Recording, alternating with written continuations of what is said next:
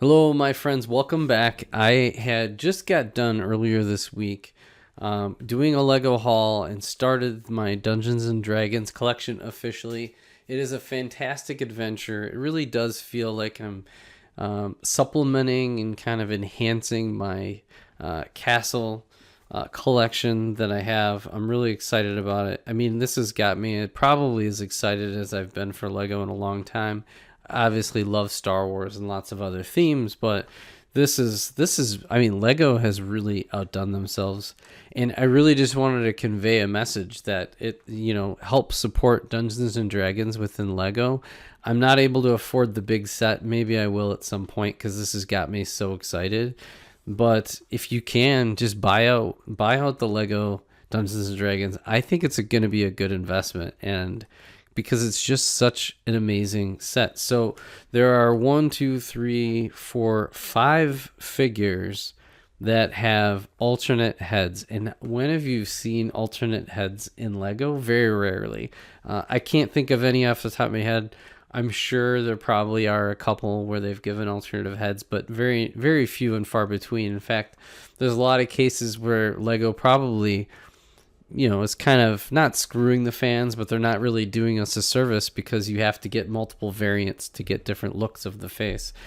In this case, they've kind of made the Dungeons and Dragons to mix and match, which is great because, I mean, when you could develop a character. So if they come out with another series of this, you could mix and match armor, you can mix and match weapons, face, because remember, there are multiple classes. There's good, neutral, and evil. There's lawful and unlawful and neutral.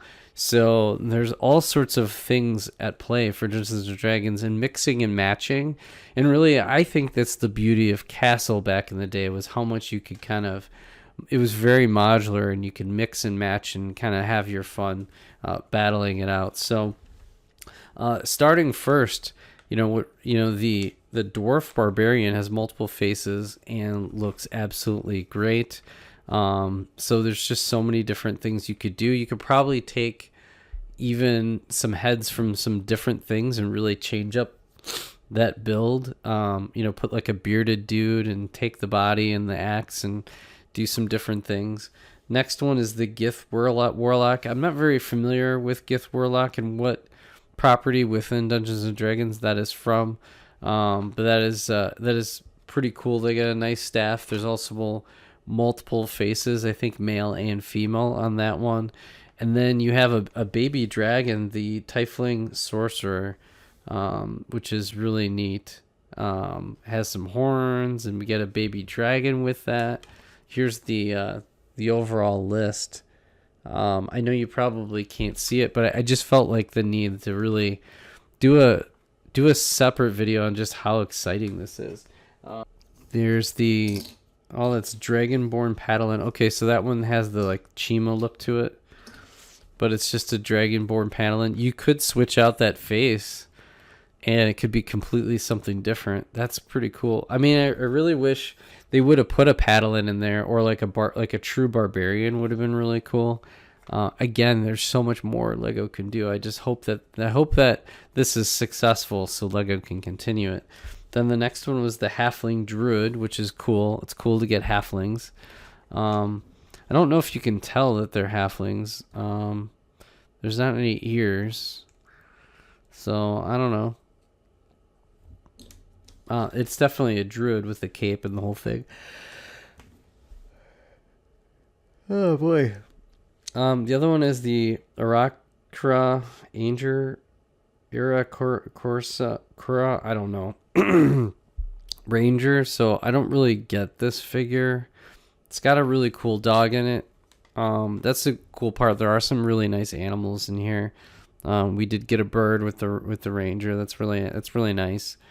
You get some sort of a cat or dog mix there. And then the next one is the Mind Flayer. That looks just absolutely fantastic. I know there's some controversy maybe on how it's designed. I'm sure it's based on a certain edition of Dungeons and Dragons. Then from there, there's Stradvan Zerovich. I'm assuming that's from the Ravensloft property. So maybe what they're trying to do is kind of pull from all sorts of people's favorite sub themes within Dungeons and Dragons, because Ravensloft was a sub theme, a big one. In fact, as a kid, I actually played in Gen Con, which is a Dungeons and Dragons convention. Or it was sponsored by Dungeons and Dragons. I mean, there's a lot of other games. It was a role-playing game convention, and one of the games I played was Ravensloft. It might have been against Strahd von Surovich. I don't know. The next one is the Elf Bard. So what's really nice is Lego's had bards before, and well, I don't know about bards, but they've had they've had jesters. They've had other thing. What is it called? There was a certain name for it. Anyways, I'll forget. But we do have some instruments, and this is a nice addition. And bards are pretty cool. Then the next one is Lady of Pain. I don't really know what that property is as well, but it is probably one of the most unique figures Lego has made. Then we have the Lich, or Saz Tam, who is from the Forgotten Realms. He's the kind of King Lich in Forgotten Realms. And then last but not least, we have Tasha, the Witch Queen. So that is really cool. Oh, the Bard has multiple faces. The Druid has multiple faces. Sorcerer, there's a sorcerer and the sorceress, I guess. And then it's just it's amazing how they're doing mixing and matching. And the witch even comes with like a cauldron and a really cool fire. The Strat von Zurovich has like a evil mouse character. So I mean, it's just the parts in here and all of this kind of stuff. It's just it is amazing. They're gonna have to do some builds. I mean, gonna have to. So I'm excited. Hope you're excited. Thank you for joining me on my journey of this exciting Lego Dungeons and Dragons.